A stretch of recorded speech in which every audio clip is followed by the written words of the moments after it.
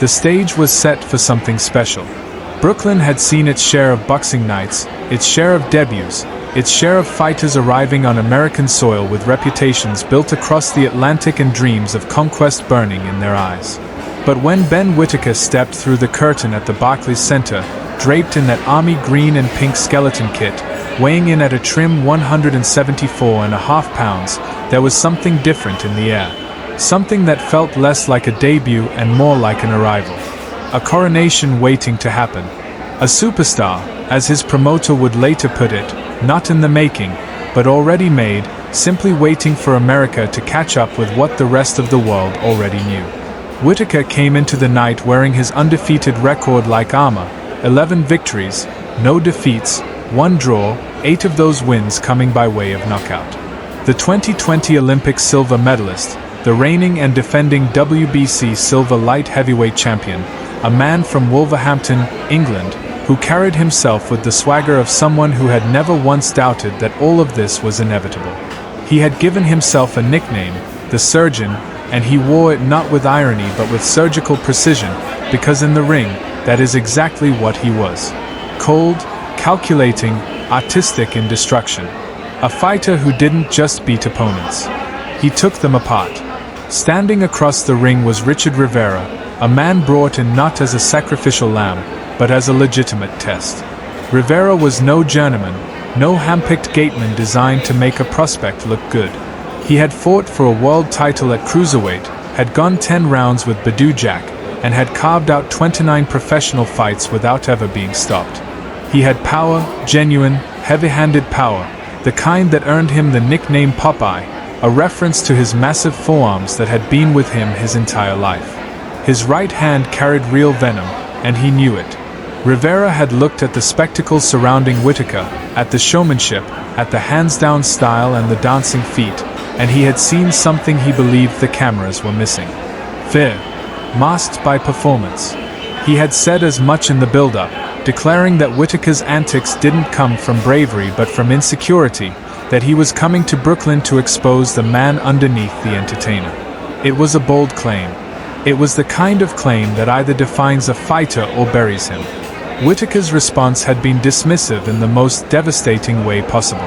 "Who the hell is this guy?" he had said, not with malice, but with genuine bewilderment. "He should be thanking me. I even agreed to let him in the ring with me." There was no rage in those words. No edge of desperation. Just the quiet, almost bored confidence of a man who had never genuinely entertained the possibility of losing.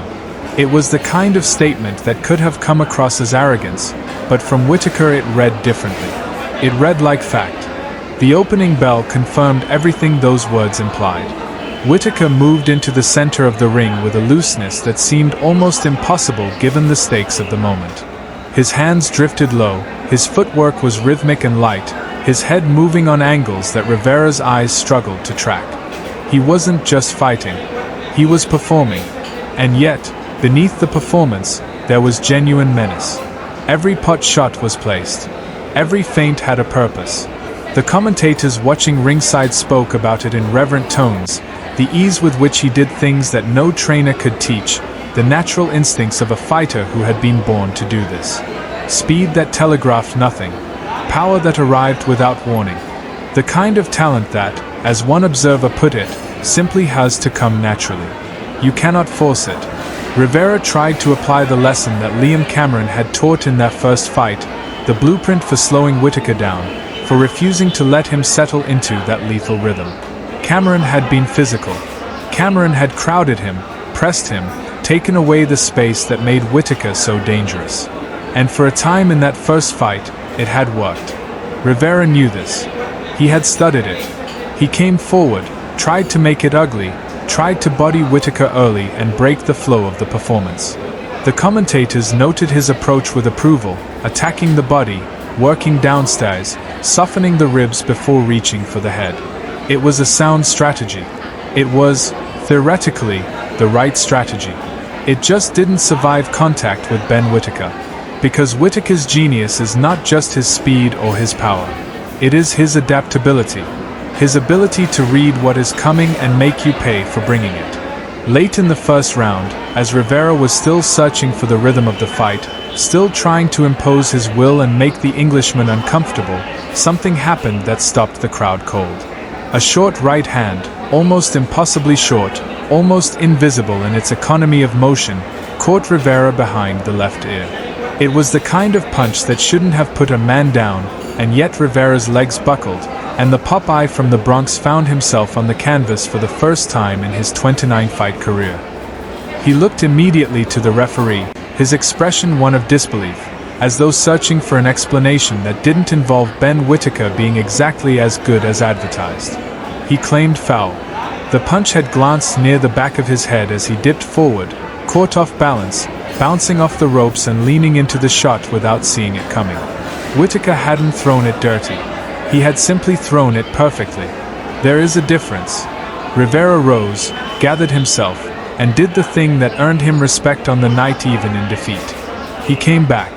He shook off the embarrassment of the knockdown, reset his feet, and came forward with the aggression of a man who had gone 29 fights without being stopped and had no intention of letting the 30th be the one that changed that. And for approximately 30 seconds of the second round, you could almost believe he was going to make a night of it. Almost.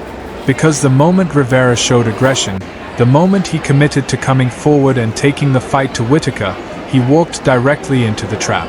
Whittaker, reading the charge with that supernatural timing of his, loaded up on the inside and delivered a counter that was lightning quick, short, devastating, and utterly undeniable. Rivera went down again, this time with no ambiguity. No ropes to blame, no off-balance accident to explain away.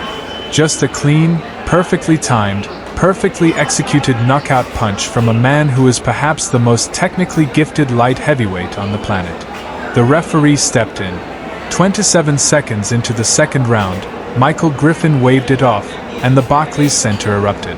Ben Whitaker, in his American debut, on one of the biggest stages Matchroom boxing could have provided him, had delivered exactly what he promised. A knockdown in the first. A stoppage in the second. Rivera, who had never been stopped in 29 professional fights, was on his back in Brooklyn, courtesy of the surgeon from Wolverhampton. The ringside reaction told you everything you needed to know about the scale of what had just happened. Rivera's durability, his history, his heavyweight hands and Badou Jack credentials, none of it had mattered. Whittaker had made it look so easy that the analysis almost felt redundant. He hadn't just won. He had dispatched a tough, experienced fighter with the kind of calm authority that separates elite talent from the rest of the field. One observer watching ringside summed it up simply and perfectly. This was a superstar coming out party in America. A statement. A declaration. And those watching for the first time in the crowd that night would spend the next several years telling people they were there when they first saw Ben Whitaker. The post-fight interview was vintage Whittaker. Jubilant. Charismatic. Utterly aware of his own star power without tipping into smugness. Brooklyn, what's popping? He grinned, immediately endearing himself to the New York crowd that had shown up unsure what to expect and left as converts. He apologized, with a smile, for not giving them more dancing. He had wanted to entertain, he said, but when you hit someone that cleanly and they go to sleep, there is not much left to do. He thanked his Lord and Savior, thanked his trainer Andy Lee, took a moment to note, with complete sincerity, that he looked good tonight. The crowd loved every second of it, because Whittaker is one of those rare fighters who is as watchable outside the ropes as inside them. The performance never really ends. Eddie Hearn, his promoter, was characteristically